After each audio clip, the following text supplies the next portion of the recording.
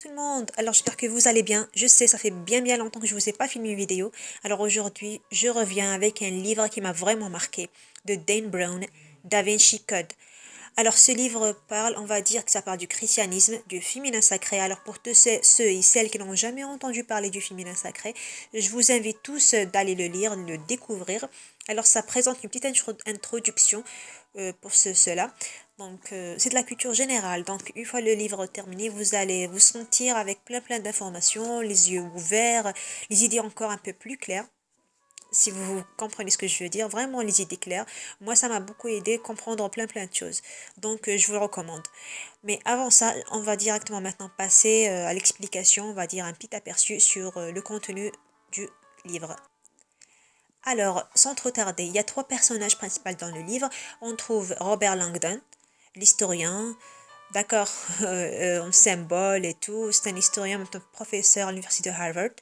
Il y a aussi Sophie Neveu, la petite fille de Jacques Sonnière qui se fait tuer au début du livre. Il y a aussi Tibbing, c'est l'ami de Robert qui va entrer dans, on va dire, au milieu de l'histoire. Bon, comme je vous ai dit, Jacques Sonnière, le grand-père de Sophie Neveu, il se fait tuer dans le musée de Louvre. Ensuite, avant de mourir, il laisse un petit code pour sa petite fille en écrivant trouver Robert Langdon. Alors ici, la police, quand elle va venir sur le champ de, on va dire, du crime, ils vont croire que Robert, c'est lui qui a tué Jacques Sonnière, pardon. Mais par la suite, ils vont découvrir que c'était un petit message codé pour sa petite fille. Alors pourquoi Jacques Sonnière a laissé ce petit message à sa petite fille, lui a recommandé de contacter Robert?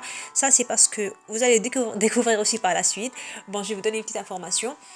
Bon, on va dire qu'il lui a demandé de le contacter parce que c'est grâce à Robert que Sophie va découvrir toute son histoire, toute l'origine, non seulement du christianisme, mais aussi d'un petit malentendu entre elle et son grand-père. En même temps, elle va retrouver sa famille. Je crois que j'ai assez gâché l'histoire. Bon, ce que je veux dire en général, je vous le recommande vraiment. C'est une très belle histoire, un très roman magnifique. Alors ici, ça se dit que c'est un thriller, mais bon, c'est pas vraiment il n'y a pas vraiment de l'action. On trouve vraiment, c'est de la fuite, c'est de la fuite de la police. Et aussi des informations, c'est tout. C'est de l'acquisition des informations, plein d'informations historiques, culturelles. Donc ça vaut vraiment le coup. Moi, personnellement, on trouve une série d'églises citées dans cet ouvrage, des églises que j'ai notées et que je compte vraiment visiter. Parce que là, je comprends le sens. Pourquoi et comment ces églises ont été fondées et construites. Vous voyez, donc ça vous donne une compréhension des choses, de l'histoire. Vous allez vraiment apprécier ces choses. Maintenant, je sais que c'est peut-être peu dit, mais comme je vous ai dit, je ne vais pas vous gâcher l'histoire. Et seule chose que je peux le dire encore une fois, et confirmer encore, je vous le recommande. Vous allez même le garder dans votre bibliothèque, vous allez le recommander vous-même à vos petits-enfants, à vos enfants, petits-enfants, donc c'est un livre vraiment à garder. D'accord. Je ne sais pas si je vous ai dit que normalement il devrait être classé parmi comme un livre historique, mais il n'a pas été classé comme un livre historique parce que les personnages comme Robert Langdon et aussi Sophie Neveu sont des personnages imaginaires, donc c'est pas des personnages réels. D'accord, donc c'est fictif. Pour cela, le livre n'a pas été classé. Sinon, à part ça, toutes les informations citées dans cet ouvrage sont réelles.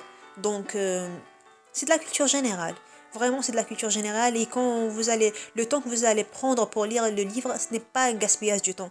C'est pas comme les livres entre parenthèses, le Rose que je lisais avant. Donc, c'est complètement différent. Donc, je vous le recommande. Et vous, si vous avez d'autres livres à me conseiller, n'hésitez pas à me dire ça en commentaire. Alors, merci beaucoup. Et je vous dis à un autre livre. Au revoir.